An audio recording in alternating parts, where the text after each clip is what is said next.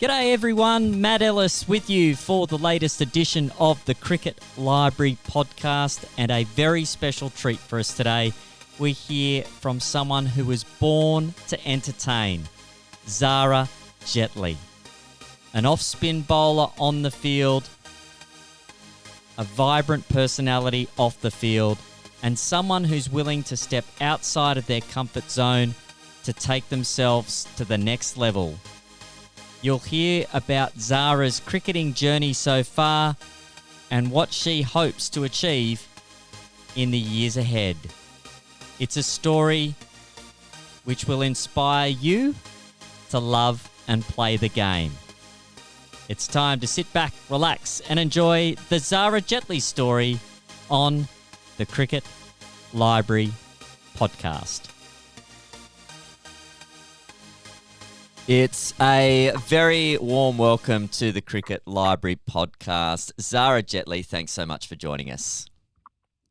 Hey, how are you? Yeah, really well. We've done well with our mathematics and our time zones here. We've managed to catch up at the right time. That's always the big gamble for me, being in Australia and talking to people in other places is, and I did have this one time where I accidentally called to tend to Taibu very early in the morning, and he was so gracious and let me call him back. But wow. Zara, you're in the UK at the moment, and we'll get to that.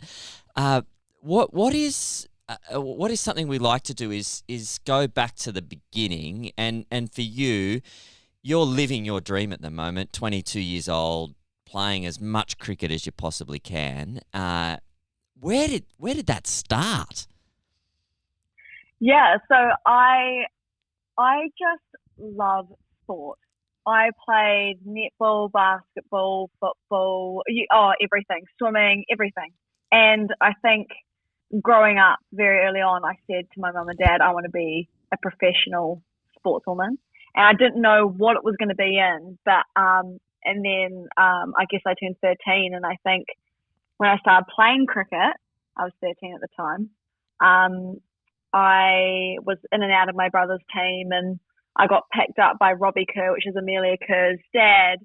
And he said, I think you're going to be the next star for Wellington, and pretty much chucked me into a setup. So I guess that's where it came from. But I have a huge passion for sport in general. I absolutely love it. So if you were speaking to young girls, and lots of girls don't necessarily have the older brother or the older sister to play with in the backyard and that kind of thing. You do have siblings, but for you starting at 13, what would you say to young girls that are sort of in year 7 and 8 at high school, never played cricket before? What's your tip for them to help them to perhaps give it a go? I think it's really, really important that you just do it and you play the sport and you learn as much as possible. And it's absolutely okay to not be good at the sport, because it's a skill that you're going to develop over time. But I find a lot of, 13-year-old girls are coming up to me and saying, I'm not very confident in hitting the ball, I'm scared of the ball. And I think this is my advice, visualize the ball like you hate this person, someone that you hate or you dislike, and you just want to absolutely smash them. It's so bad for me to say out loud to a 13-year-old, but that is literally, it works every time. I can see the anger, and they really put it into the shot, and it's fantastic. It's always so cool to see. But yeah, I think it's just about playing as much cricket as possible and experiencing it and understanding that you probably will fail, and that is absolutely okay. And your introduction is via indoor cricket. You play a lot of indoor cricket. Yes. How helpful was that for you to get a sense of the skills of the game? Yeah, so indoor cricket, I played at 11. So I was quite young, and I played with my brother's team, and I loved the sport. And I remember watching the New Zealand woman play next to me, and I just fell in love with them, and I just thought they were amazing players. And I think the game is quick, it's fast paced, it requires like fantastic hand eye. Like if you watch the men's game, it's quick. And when you're watching on the sideline, you're like, I don't want to be a part of this. I would rather watch. And I think, what I take away from indoor is the fielding aspect. I absolutely love fielding in outdoor cricket. Absolutely love it. And if you were to interview any of the Blaze girls, who loves fielding the most in the team, it's me. I just want to be out there the whole time, and that's come from indoor cricket. And it's just the fast-paced version of me being in the ring. But I think a lot of the misconception with indoor is obviously the batting side of things. Yeah. And everyone says that it ruins your outdoor batting. I don't necessarily agree with that. And I think it actually forces you to hit the ball, under your eyes and way later, down ups is the term. So I think it's actually really, really important to master that. But yeah, indoor cricket's helped me in every aspect for outdoor.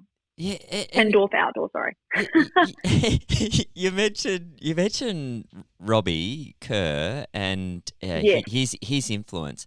So you said that he put you into like a representative style setup. So for you, how do you prepare yourself? Like, you feel like you're pretty much a novice cricketer.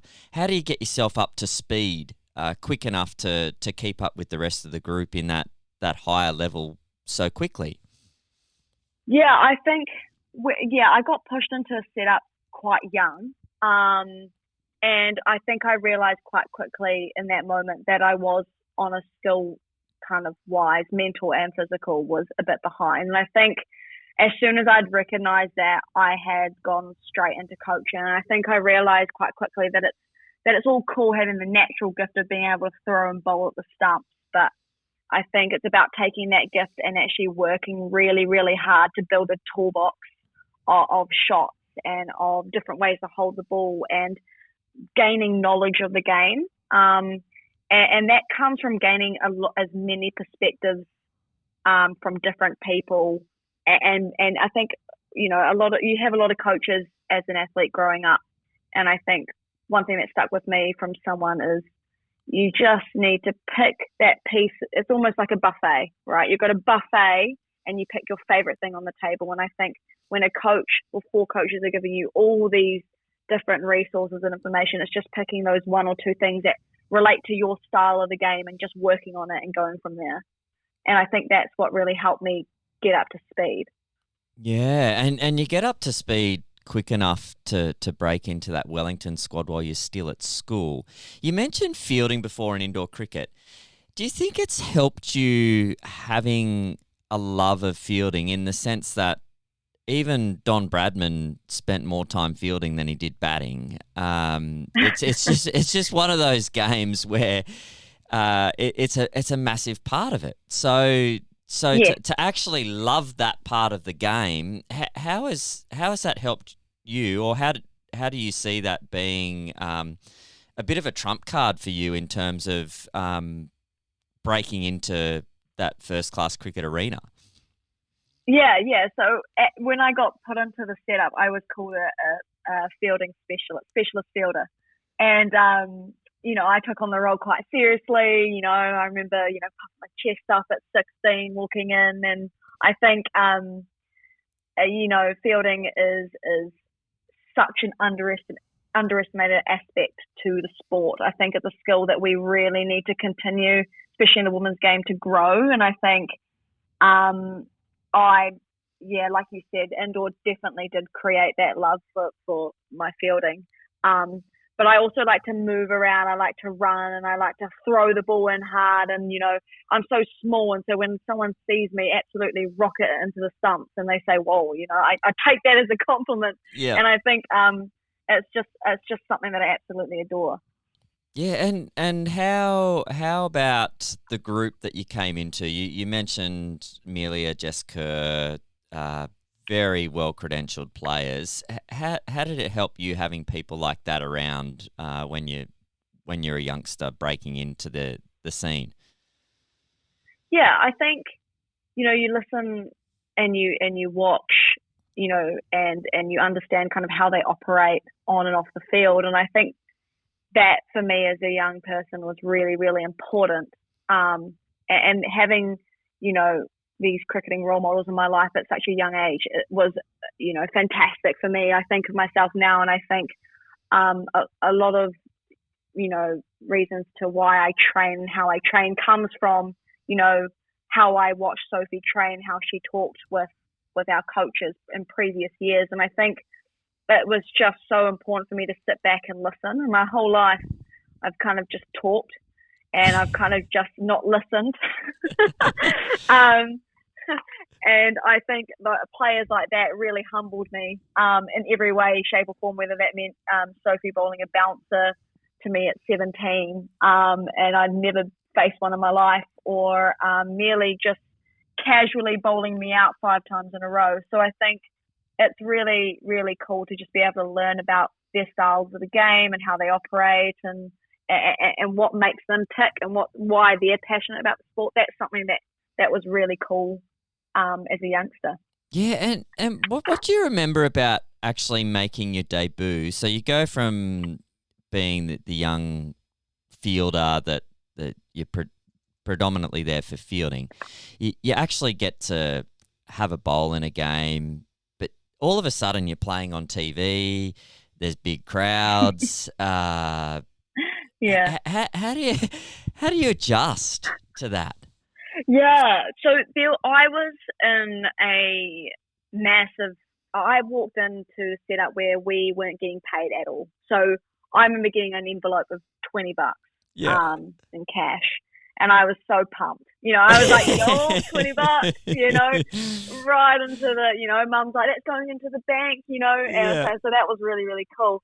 And then, you know, a year later, you know, you get sat down, you're like, oh, there's a contract thing happening now. So we're getting paid like proper money, got proper coaches, and it's going to be on TV. And I think it was quite a shock. But I straight away thought, this is so cool. People are going to know who I am. You know, when you're young, I think like the power of being naive was awesome because it never fazed me. And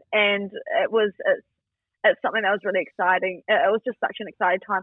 I do feel for the seniors that had been in a setup for, you know, 8 years, and then all of a sudden they're on TV and getting paid big bucks, you know. And I think I can't even imagine, you know, the transition for them, where for me it was only really a year, you know, 1 year, and all of a sudden it kind of happened. So I felt like I was just on the edge before it being professional, if that makes sense. Yeah.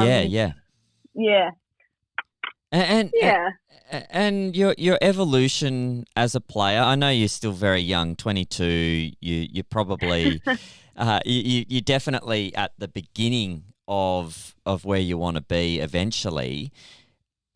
But the 16-year-old version to the 22-year-old version, what have been the key learnings about yourself as both a player and as a human being? Yeah, so I'm an emotional wreck. That's this game has beaten me year by year, and I think I can say this for a lot of other pro cricketers out there. You know, this game can really get the best of us. But yeah, look, I put a lot of emotion into cricket when I was young, and I didn't realize it until I had a coach only maybe 2 or 3 years ago, pretty much, just say your mental skills suck. And I think what I'm saying is I've kind of realized that I really care. I really do care about the way I'm perceived by people, the way I bowl, the way I am, and I think that just comes from a lack of understanding of my game, and that was 3 years ago. So I think over the last kind of since I was 16, it's been a huge journey of understanding my style of cricket, and that my style is very different to others, and I've had fantastic coaches in the New Zealand setup actually be able to frame me to be the human I am today. And I think I'm building knowledge more and more every year. And like you say, I'm very young, and I think early on I put so much pressure on myself to be a white fin. You know, I wanted to be in the setup now. You know, if you ask 16-year-old me, I'm going to be in the white ferns at 21, but I'm not. And I think what I've learned is this game is a process, and I think being able to accept that I am going to put pressure on myself has been something that's made me calm and collected, which for a lot of people goes the opposite. But I'm actually just trusting the process, and I'm really, like you say, excited for the next 5 years because it's clicking and I feel on top of my game, and I'm really excited coming to the next season. Yeah, and you still sort of, I know you're in that professional era of contracts and that kind of thing. It's not $20 in an envelope anymore, but you still need to make time to do other things. We were just talking before we started recording about your university study, and you did an exam at 10 o'clock the other night. You're in the UK. You're trying to put yourself in these environments to make yourself better. What have you learned from going to the UK and being the overseas pro in a very different environment? Yeah, so being in the UK has been a huge challenge.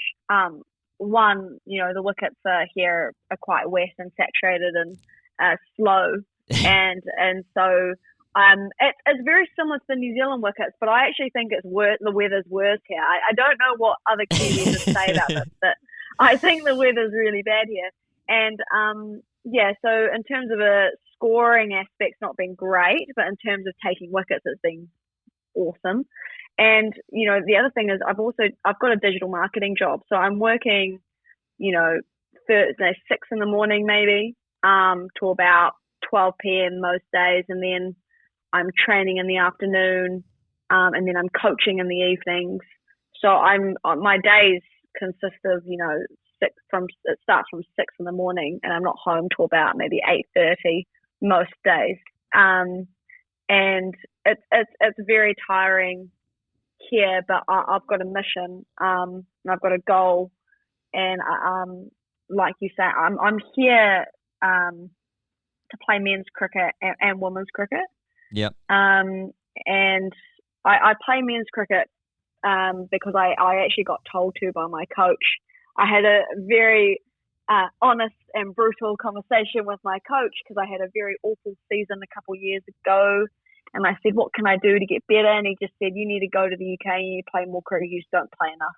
And it's just like, there's a lack of cricket. You need to go out and play. So I was like, okay. And he's like, and play men's cricket because it will challenge you mentally. And boy, does it. you know? It's tough. Yeah. Have you got any examples of just challenging behaviour of opposition players, or like is it just the general vibe of the thing? Yeah, no, you've hit the nail there. I think there has been a lot of chirp about being a woman in the league, the only female in the league, and your skills get questioned a lot, and people think that they know better than you, and I think that it's actually character building. I don't think this is not me saying, oh, men are awful. I think it's been great. I love the confidence that the men's game has. It's something I want to adopt, and that's why I play it. I think one of the chirps was something about who would hire an overseas female pro to play men's cricket? What a joke. And I literally hit him with kindness. I turned around and said, thank you for the opportunity, because I think how you guys play the game is fantastic, and I would like to be just as good. So thank you for the opportunity. And he was just gobsmacked. Well played. And I was like reverse psychology at its finest. Yeah, yeah. So I have had a few comments. And did you ton up last season? I did ton up. How did you know this? I have a podcast called The Cricket Library, so if I'm not doing my research, I'll probably get fired. So, yeah. That's fair. Wow, good on you. Yeah, so tell us about that. How satisfying is that? Like for you, to be fair, your predominant skill set's bowling, but you're Yes, definitely working really hard on your batting. Yes. So to achieve that success, what's that like?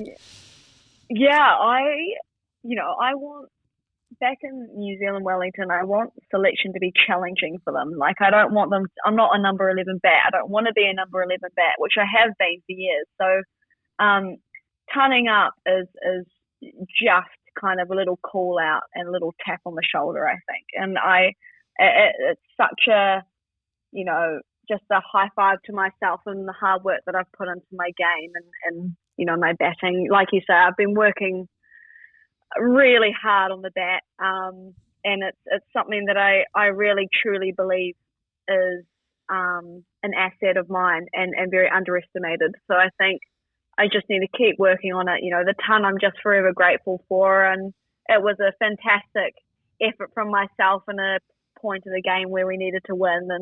And secretly deep down, it's even better being, I guess, the only girl/woman, doing it as well. It's always nice to be able to put your bat up. So yeah, it was fantastic. Well done. Very, very. Thank you. Very big tick, that one. And Yes. you say you're working in digital marketing.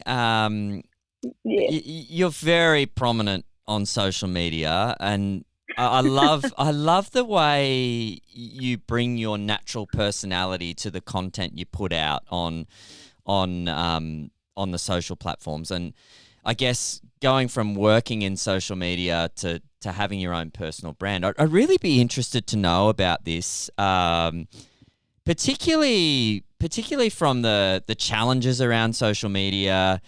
There's a lot of keyboard warriors out there. There's a lot of people, like, I sort of have this saying that some people choose to create and other people choose to consume, and you're a creator. Yeah. You're a very creative person, and there's a real risk in that, in the sense that there's a lot of consumers that think they know better, if that makes sense. So Absolutely. So you've given yourself a window. I love seeing your training. I love seeing your passion for the game. It helps people who don't know you to kind of get to know you. So can you tell us a bit about how you've been working on that and what you're trying to achieve from your social presence? Yeah, so my second dream, it was to grow a following on Instagram, and it happened through cricket. And I absolutely love posting, and that comes from entertaining people. I love to entertain. I want to flip on camera. I want to do crazy things, and I want to perform. And look, I'm playing cricket. I'm happy to be here. There is nothing fake, about what I post on social media. It's all real and authentic content. I think the number one priority for me in the way I deliver content is to inspire the young boys and girls to play cricket.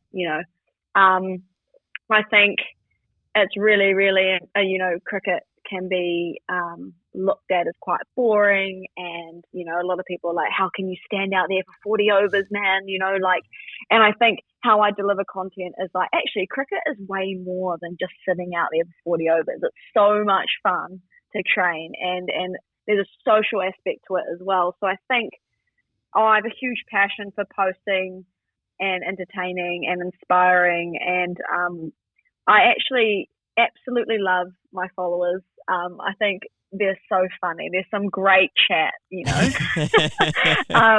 there's some funny chats. I get a lot of marriage proposals from. Now I have to politely decline them without making them cry, and I think they're they're managing well.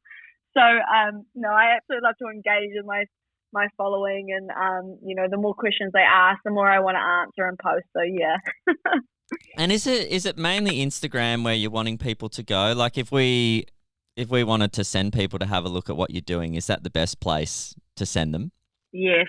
Yeah, Instagram, Xara.Jetly, and then you've got my TikTok as well. So yeah, it's quite good that my name's Xara because it's quite unique. So the first thing that pops up is pretty much my account, which is very lucky. Oh, you've got so you've I'll got the take that. AI. The AI algorithms are they're just favoring you. Yeah, It's great. yeah, yeah.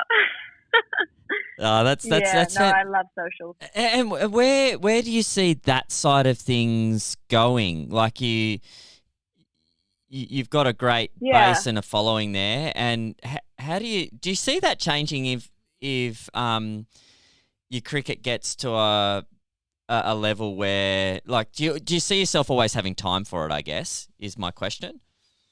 Yeah, I think creating content and influencing people, I think that's something that I'm really, really passionate about. So I think this is something I take quite seriously. I've got, a social media strategist that I've worked with. I've got video editors as well, and I've even got, sponsors coming into my YouTube channel as well. So it's becoming all quite digital entrepreneurship, if you'd call it. It's Yeah. something that I'm really wanting to monetize, and like you say, like I do it to entertain. So it's something that I've been working on a lot, and I've taken quite seriously. And there's content pillars that I stick with, and I'm like you say, this is a brand, and something that I just want to work on every single day. I'm just trying to work more on not myself, but my personal branding. It's actually character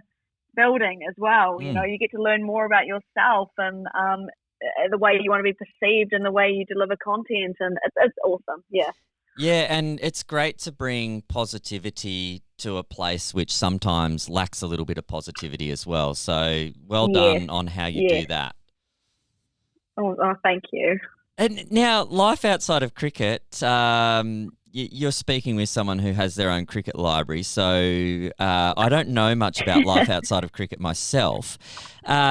Is there anything for you that helps you to switch off, or time away from the game that helps you refresh? What is it for you? So this is quirky, but I play Fortnite and Minecraft. Oh, my kids would love you. They're not Fortniters, they're Minecrafters, but Yeah, Minecraft. Oh, what a beautiful game! What a beautiful game. that's so good. I absolutely love the game. And it's time consuming, I must admit. So Yeah. it's not often that I do it, but when I do, it takes me away from cricket, and it's just amazing. And I like reading, but the issue now with my reading is it's now become autobiographies on famous cricketers. So all of a sudden, reading has become cricket study. Um, and but yeah, I would say the number one thing has been gaming, and I've been watching live streaming lately. I don't know what's going on with that. I think it's a Yeah. UK thing. Uh, And I think I don't know. is that like Twitch No? TV? People doing Yeah. yeah. Oh, it's Uh, been bad. Yeah. So little things like that I've been interested in. yeah, my Um. 12-year-old and my 10-year-old love watching the Minecraft YouTubers and what they build, and Oh, they time lapse awesome. their stuff, and yeah, they're all over Yeah. it. They've got their favorite Minecrafters, so Oh, it's a that's thing. awesome. Yeah. No, that's something. Yeah, that me and my brother grew up watching a lot of Minecraft YouTubers as well. Like Captain Sparkles, etc. So that was something that we absolutely loved growing up. But I guess outside of that, I love my family. I'm always with them. That is I'm just always with them back in New Zealand. So it's been really tough being 13 hours away. Mm. My mum and dad are like my best friends. Um, only friends if you have it. No, I'm joking. But it's and I guess my partner Dan, he is just like my world. He allows me to go overseas for 5 months and come back and then do another 5 months of cricket. So he puts up with that, and I'm forever grateful for him. Oh, thank you, Dan. Good man. Yeah, thank you, Dan. Great man. And mums are great too. I think my mum's the first to download the Cricket Library podcast every episode. So hi, Mum. That is awesome. Hi, Mum. You're amazing. Number one. How good's that? Now, we've talked about what you have done. Let's dream big. What's on your vision board, so to speak, for the next 5 years? Where are you working towards? All this time, effort, energy you're putting into yourself, that you're putting into your game, that you're putting into Xara Jetly. What version of Zara are we going to see, hopefully, this summer in New Zealand and then going forward? Yeah, so, this summer I've been working on the splits. Oh, yeah. No. Cartwheel into flip? Is that the preferred method? That's right. In fact, I'm doing tumbling classes as well so that I can do a backflip. And I seriously, watch the space. It's going to be great. Oh, I can't wait. My 5-year plan. With cricket, I want to represent my country, and I think I want to do more than that. I want to revolutionize the game, and I want to be a player people turn on the telly and watch, and not because she's silly, quirky, can flip, but can actually perform and change games for New Zealand. And I will do it, and that's what I have to tell myself. And in the process of training it, what gets me up in the morning, and what gets me working and studying and learning more about other players and learning off other coaches. So, I have so much drive and ambition to this, the sport. If it's not, I'm not going to allow it to beat me. And this, I've said to my coach already. I've made the decision. I'm wanting to play cricket until I can't anymore. So I'm in this game for the next 15 years. So bring it on, I think. So I'm excited for what's in store for the next 5 years. Yeah, that's so exciting. So how much longer have you got in the UK before you come back home? So June, July, August. So about 2 and a bit months now. I just can't believe it's mid-June. It's gone so quick. 2 and a bit months, and then I'm home. Oh, very exciting! And is the program just? Can you give us just a tiny little window for the listeners what the program is like once you're back in New Zealand? What's your schedule looking like? Is it digital marketing jobs in the morning, or is it more chance to focus on cricket? Yeah. So when I get back in September, I have a pretty heavy off season. My fitness training, a lot of running, training just goes through the roof. And then I work with my coaches leading up into the October period, and then we start playing in kind of the November. So I will be working my digital marketing job. I'm doing a 3rd year entrepreneurial finance paper at university, which I'm really excited for. Yeah. And I'm also a women and girls coordinator for my cricket club in Wellington. I absolutely love it. That's, What age are the girls there? Is that everything from 5 to 55 or? No, well, we don't actually have the clubs in New Zealand are quite small. So our girls, we have a premier girls side and maybe 2 women's sides. So we've actually got a small cohort of women and girls. And so my job has been to grow that and develop almost like a pathway for them, bringing in coaches and resources. And I'm very lucky that I'm in a position with the Blaze where I've got a lot of network. So I've been trying to help the club as much as possible. It's something that I love, is to make players the best they can be. And that's something that I'm also very passionate about. So I've got my coaching business called X Inspire that I've also got working on under the scenes. So I've been having, when I get back, I'll be coaching. So yeah, there's a lot going on.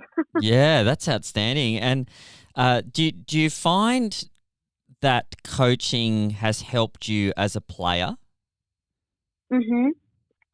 Absolutely. I think, there are three aspects to cricket. It's about your game. It's one, being aware of the situation, so being aware of your weak points and what you need to improve on. And two is feeding the knowledge and being given the knowledge and understanding the knowledge. And then responsibility, taking, the consistency and accuracy and taking the responsibility of going to trainings and being committed to yourself and having accountability. So in terms of the knowledge aspect, I am learning more and more about cricket, but I feel like I know enough to be able to provide that to the Premier Girls setup and maybe some of the women's Div 2 setup. So, that's something that helps me, because when I speak out loud, I go, oh yeah, that's something that I need to work on. Cool, and then continue talking. But yeah. Yeah, coaching yourself in the process. I love that. That's really good. Yeah, absolutely. I think we all do deep down, even outside of cricket with work, we speak out loud and we're like, oh yeah, I should really say the exact same thing as I've said to you for myself. But anyway. Yeah, now before we let you go, the hardest hitting question in all of world cricket podcasts is this one, and we save it to last because it's the best. If you could have a dream net session, it sounds like you've had one or two net sessions in your time. Who is Xara Jetly inviting to the nets? You've got an absolute open slather here. You can go cricket nuffy session. You can go rock star session. You can go a bit of anything. Who's on your invite list? Three, limited to three. Three, okay. I'm so silly, but the first person would be Jojo Siwa. Jojo Siwa. Do you not know who Jojo Siwa is? I do not. I'm gutted that you don't know. When you search her up, you're going to laugh at me. Okay, I'm going to... Yeah. So Jojo Siwa, and then there's, Johnny Depp. Yep. And David Bowie. Oh, David Bowie. I am obsessed with David Bowie, fun fact. And I had a shrine of him when I was about 15, all the way till I was about 19. On my bedroom wall, had a shrine, loved him, bought all his albums, obsessed, bought his magazines, loved him.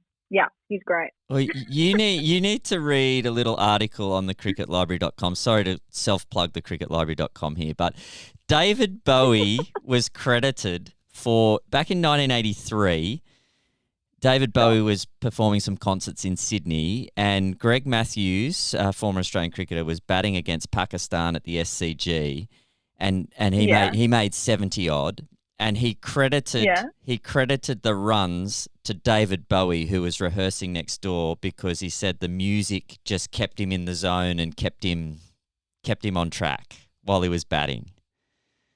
Stop! That is so cool. So, oh my gosh, very random. I love him. That you mentioned David Bowie. So Jojo Siwa, I'm so sorry I don't know who you are, but I'm going to Google that. No, that's quite funny that you don't know, actually. That's even more funny. Like, if other girls that I coach here heard this, they're going to crack up. No. Don't worry about it. I'm just the boring old guy that has a cricket library and a podcast. I don't get out very much. I'm sorry. Please don't worry. At least you know David Bowie. At least you know David Bowie. Yeah. That's good. Well, it's been an absolute pleasure chatting with you, Zara. Thanks so much for your honesty, your transparency. Thanks for the positivity that you keep bringing to cricket. I think it's so good for cricket as a sport to have people like you playing the game and loving the game and inspiring others to do the same. So all the best for the big dreams that you have. Enjoy the rest of your time in the UK, and thanks very much for joining us on the pod. Thanks so much. You're amazing. Thanks for having me. A massive thanks to Xara Jetly for joining us on this edition of the Cricket Library podcast.